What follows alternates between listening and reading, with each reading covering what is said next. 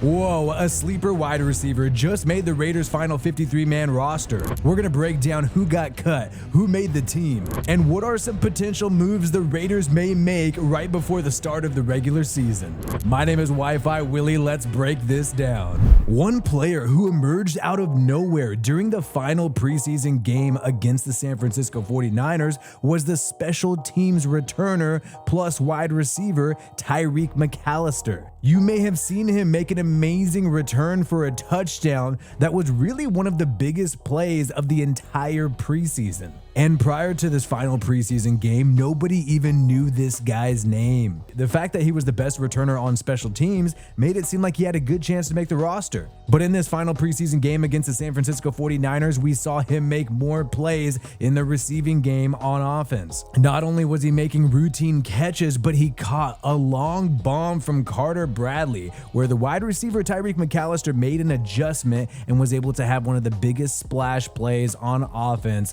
throughout the entire preseason. The 26-year-old originally played Division II football out of the University of Charleston in 2017 to 2021. Then McAllister became an undrafted free agent for the Denver Broncos in 2022. He dealt with injuries throughout his time there and never really appeared on the football field. After being released by the Broncos in 2023, McAllister would still try to pursue a football career by joining the Canadian Football League for the Hamilton Tiger Cats. Yes, this guy was so hungry to play that he made it to the CFL, and he actually appeared in 16 games and was a top special teams player for the entire Canadian Football League. He led the CFL in kick return average all-purpose yards. It seems like his performance in the CFL caught the eye of the Las Vegas Raiders, and in 2024 they would sign him to a future reserve contract. And like we said before, we haven't seen much from this guy until this final preseason game against the San Francisco 49ers,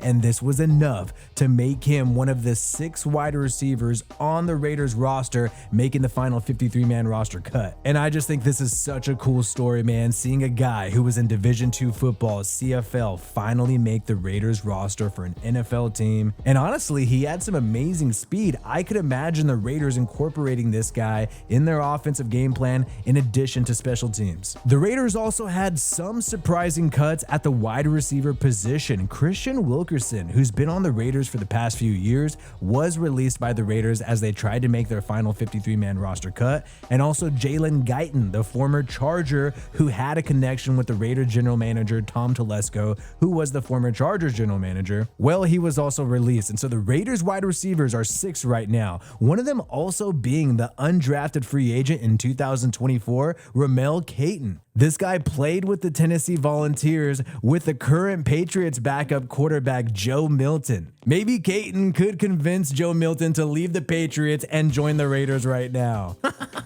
But you saw this 6'2" rookie also make some great catches throughout preseason, and now the Raiders wide receiver room contains Jacoby Myers, Devontae Adams, Trey Tucker, of course, DJ Turner making the roster after he made some big plays over the past few years during preseason for the Raiders, and also Tyreek McAllister and Ramel Caton. So behind Devontae Adams and Jacoby Myers, there is a lot of youth at a low investment, some guys who could become diamonds in the rough. Some slight surprises at the quarterback position. The Raiders decided to release Nathan Peterman, the former Las Vegas Raider under John Gruden. I thought this guy might have a shot to make the roster because he did play with the Chicago Bears, has some experience with the offensive coordinator of the Raiders, Luke Getsy, from their time in Chicago. But not only was Nathan Peterman released at the quarterback position, but also Carter Bradley, the guy who was making those long throws to Tyreek McAllister in that Niners preseason game. A lot of people think that Carter Bradley will likely be signed to the Raiders practice squad. Keep in mind, all of these teams around the NFL will have 16 practice squad spots. So even though there's been a lot of people released today, expect them to still be around the building. You also had the defensive tackle Matthew Butler get released by the Raiders. He was a 5th round pick in 2022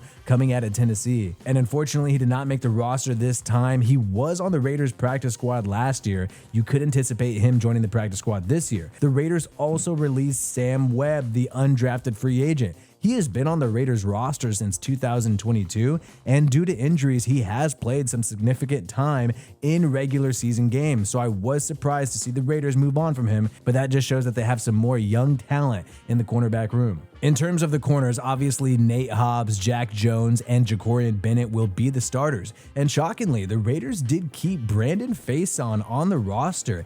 He has been dealing with injuries, and Antonio Pierce, the head coach, openly said it's hard to evaluate the guy because he has not been available. So you thought maybe the Raiders would move on from him, but that has not happened yet. In terms of young players at the cornerback position, you do have the 7th round pick, MJ Devonshire, making the team, and also DeCamerion Richardson, the 4th round pick out of Mississippi State, also making the team in the cornerback room. In terms of safety, there were no surprises there at all, other than the 7th round pick Trey Taylor from Air Force being placed on IR. He is set to miss at least 4 games. If you don't know who Trey Taylor is, he is the guy who appeared with the Patrick Mahomes puppet that went absolutely viral on social media. I think he may have regretted that decision. But unfortunately, due to injuries, he will be on the injured reserve list. However, he still makes the team. Also, Tyree Wilson is on the 53-man roster. There were tons of rumors out there that he may be traded before the roster deadline, but it seems like maybe the Raiders could not get any offers for Tyree Wilson.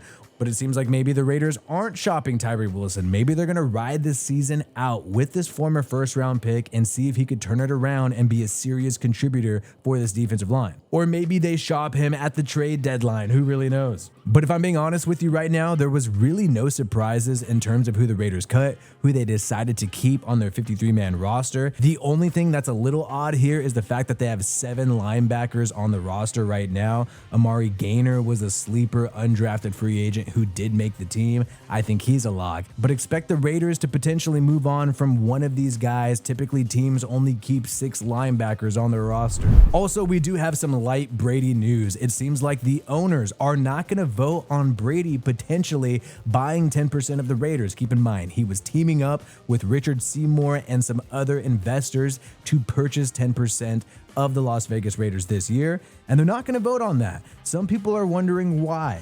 Maybe it's just going to be pushed out a little bit longer, but instead, NFL owners are going to vote on private equity, whether or not private equity can purchase a part of a team. So maybe, just maybe, owners like Mark Davis are waiting to see if that passes, because private equity is going to pay a lot more money for part of a team than Brady and Richard Seymour.